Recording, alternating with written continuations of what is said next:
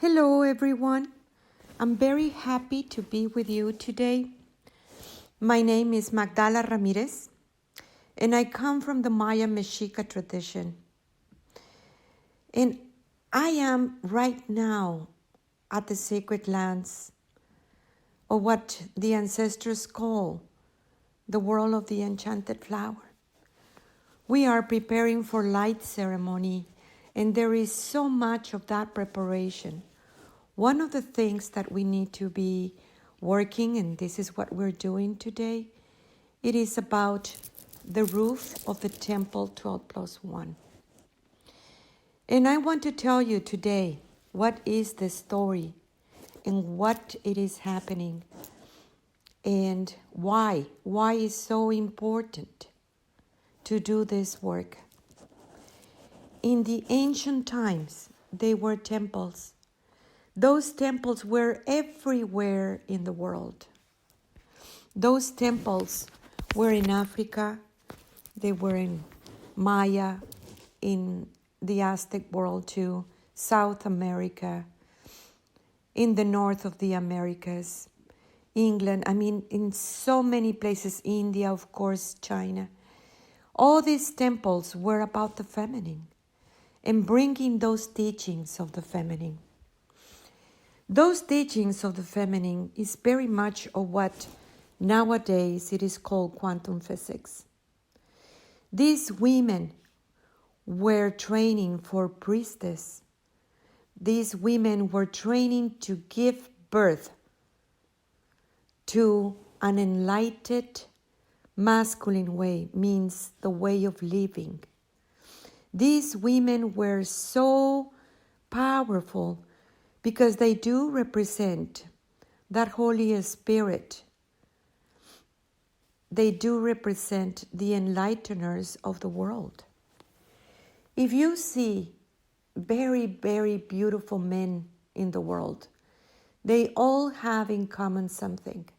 They were all married with these sacred women, that they come from all these schools of enlightenment. So you have the Christ, that he was married with Magdala. And Magdala was in the temple of the Isis. So it was Mary, the mother of the Christ. You have Moses, that he was married with Sephora. And Sephora was part of that school too. You have Thoth, he has Matt. You have even Pythagoras. He was married with this Pitonisa that helped him to bring that enlightenment into the world. You have so many of these incredible men, and what they all have in common, it was these women, that they come from different temples of the feminine. The destruction of these temples happened exactly in the same way. It was about a woman that arrived to that temple, and she was rejected because she was a dark feminine. And she left. And then here comes the men. She brought the men, and the men destroy all these temples and kill all these priestesses. And in there, that's where the mastectomy and all these situations with the feminine started in the world. The women went everywhere because they didn't have anymore a place where they can train. So many of you remember that time and space. So many of you have nightmares about all these killings that happened. A lot of those teachings, they were lost. A lot of that, it was very much still encoded in your DNA. Some of you remember, and some of you don't. Yet, you're just about to remember. When the mother told us to build this temple, it is the temple of the 12+1. the design of the temple, and absolutely everything that it is about this temple, born in a sweat lodge in the Kiva. In there, she gave us the measurements. In there, she gave us the where it needed to be built and what was the purpose of this temple. The purpose of this temple is bringing those teachings back into the women. From all colors, all traditions, and seeing beyond all these cultural beliefs. There has only been one knowledge, a knowledge that has been everywhere in the world. Just different ways of expressing the same knowledge. It doesn't matter what and where in the world, they only talk about the same knowledge. Women have the ability to remember because we are the land. We are life, we are death. We are the enlighteners of the world. We are the most light and the most dark too. And the remembrance of these teachings has been in this little temple for a very, very, very long time. To build that temple, it was a lot of a struggle. People will come and work for a little bit, and it was hard to just build it because it was so much energy in it. Yet, it was done. And when it was done, it was very powerful what happened. Because here comes this woman that I have no idea who she is. And she came in a horse. And she came with a gun. And I told her, shoot, I am ready. This land is sacred and you're not welcome. And I repeat the same story. I could feel this incredible power inside of me. My wolf make a distraction, and she begins to tremble because she didn't know why she wanted to kill me. She didn't understand why. She never saw me before. But it was something that it was calling her to do that. She left and brought the men. And I knew that something was off in all these situations again. I needed to rewrite the story. It was in scary times, and this happens, I don't know, about 10 years ago or such. Can be more.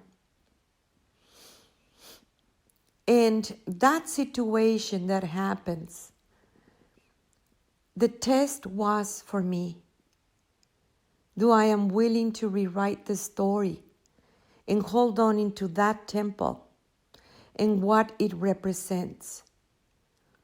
Can we change the story? Can we do this? And it did. It took me a year to overcome these situations. We needed to go into ceremony many times and called upon the warriors of light to come and protect. There was no weapons involved in our side. There was nothing that it was in that third, fourth-dimensional reality. The ceremonies that we made, it was about the 13 hours of the heartbeat of the mother. And we went everywhere in the United States. I don't know how many of those we did. Bringing all the tribes together. Just the heartbeat. For the heartbeat, it is in that heart. It doesn't matter what tradition you are. It doesn't matter what color of the skin you are. That heartbeat played for 13 hours. People from all over the places come to ceremonies. And it was a huge struggle to do that ceremony everywhere, bringing all the races together, bringing all the hearts together, just like weaving, just like braiding the hair all together, and remember one single knowledge. We didn't stop to make that ceremony until everything was clear here in the land. Everything was being taken care of. And yes, the mother took care of absolutely all the situations. As I am telling you, this happened way, way, way back. But that was overcome. And this was a situation also that it was really deep in the heart of the women. Women were able to tap into this knowledge, yet very, very afraid to bring that wisdom forward. What other people would think. What is going to happen to them if they actually talk about what they really feel or what they are hearing inside of themselves. That situation was resolved at the moment that we rewrite the story of those temples. Now, in that time, those temples were amazing, beautiful. They have marble and they have all the luxury. They have different classes too, different situations in those temples.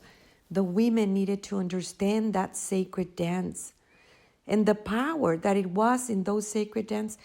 You know that many of those martial arts, it come from the sacred dance of the feminine? Because it was the understanding of managing the energy, managing the power. There were classes of sacred math. There were classes of sacred sex. There were so many classes. Each one has a different vibration. And that was powerful because that integration of each one of those classes, it was part of understanding who you are and what's going on. This temple is not that luxury. And yes, we do have all these classes in one way or the other.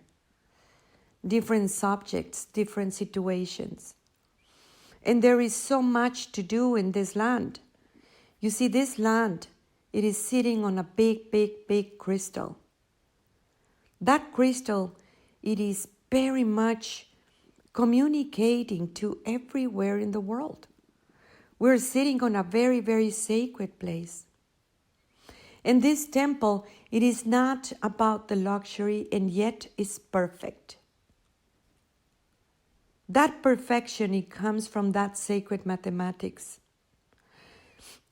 That perfection is an elevator, very much for the people to comprehend a higher truth about themselves. They don't struggle with the mundane situations, for that temple provide immediately a higher truth about themselves. And yes, the roof, it needed to be replaced. And we pray in priestess for somebody to come and help us, because we can do so many things as women, but I am not a roofer. So my son heard the call and he came to help. And at the moment that we said we need help, money came to buy all the materials in all the situations that it was needed about this temple immediately. And right now we are working on it and bringing those teachings forward, even when it is part of the preparation for light ceremony that we're going to start very soon. Each one of the temples in the sacred land has a vibration. It's a tone. And those tones are very, very important because it provides to you the next step of the evolution, the next step of who you are, the next step of the pyramid. Each one of the temples were created by the Great Mother. And the Great Mother is the one that shows us how to do this, to be able to bring those teachings back into us. We wanted to build those little temples where the people can stay, like in what we call this Papalotli village, which is a little place here in the sacred land.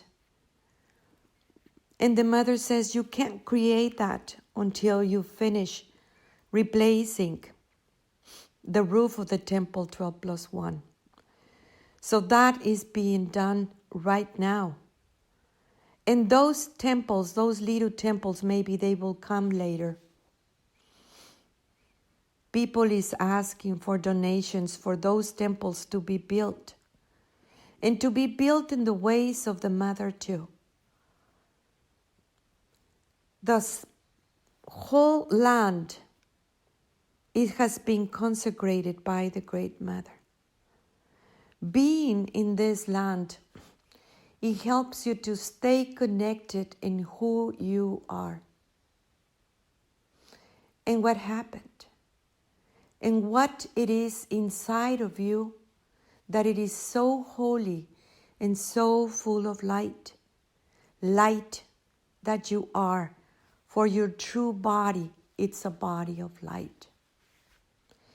It is truly a privilege to broadcast from this temple. Right now, I am in the temple of the union of polarities, the sacred feminine and the sacred masculine. In here, where it is the perfect of that balance within your own self. The divine masculine is not afraid of love, is not afraid to stand up in his truth. He honors and respects the divine feminine. He honors the work of the feminine. In this temple, the divine feminine, it is giving light. And it is giving her wisdom forward without the afraid of what other people would think. In here she holds that power that's meant to be since the beginning of time. A power that it was given for the Great Mother, the one that created you, and the Great Father, the perfect manifestation. We are still right now in the wave of love. In this place of love, it was what it brought us back into this temple. And it has to do about don't impose harmony. Every time that you feel disappointment about other people or resentful, it really slows you down. The heart always is going to be revealed. And you must be aware of that revelation at all times. If the people around you is not there, if the people around you don't understand, it's okay.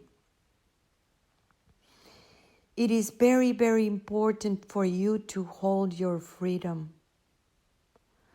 And that freedom resides with the absence of disappointments and expectatives. That love that you are and you have always been,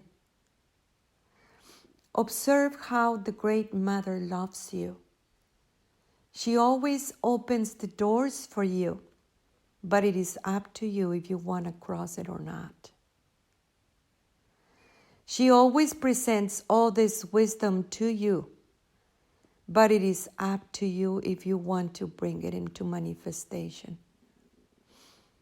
She never forces you to do something.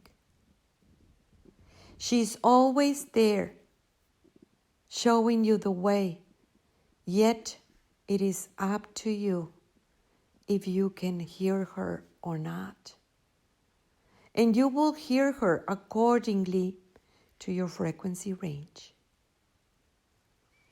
It is very beautiful to see that liberation. Now we're going to be entering into Kali for 13 days in our Aztec calendar. Kali means house, temple, pyramid, woman.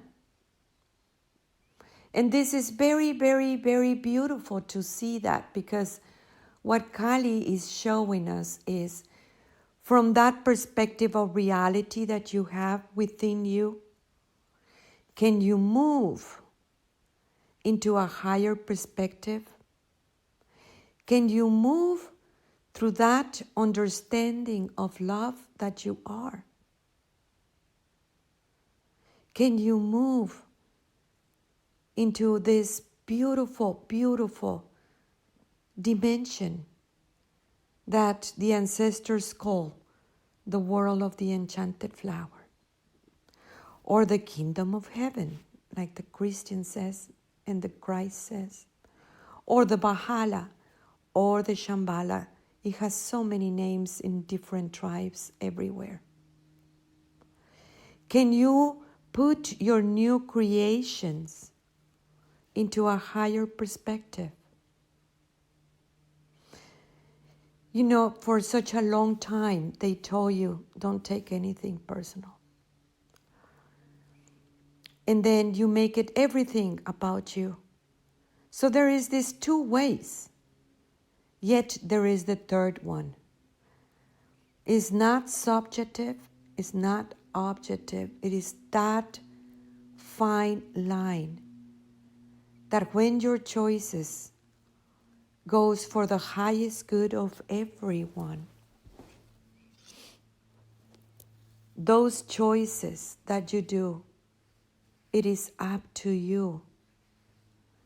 You recognize that the spiritual work is very personal and only you can do this. It is up to your personal choice, the moment of that choice. And understanding that you're living inside of an hologram. You have the power. You have the light inside of you. You have all this incredible wisdom. Yet it is up to you. So today, we rebuild the temple because the temple needed to be rebuilt. And it is happening inside of you. Today, we create beauty. Today, we work and work and work in all this rebuilding the temples that it needs to happen. So by the time that light ceremony is coming forward, we present ourselves clean. We present ourselves in this entrega. Remember that we have the school online. Send me an email. My website is magdalas.com. magdalas.com. Keep on sending your questions.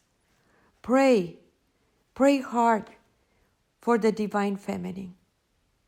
Pray hard that we can make all these restorations of the temple, because this is the time where we are making those restorations, yet the temples already has been built.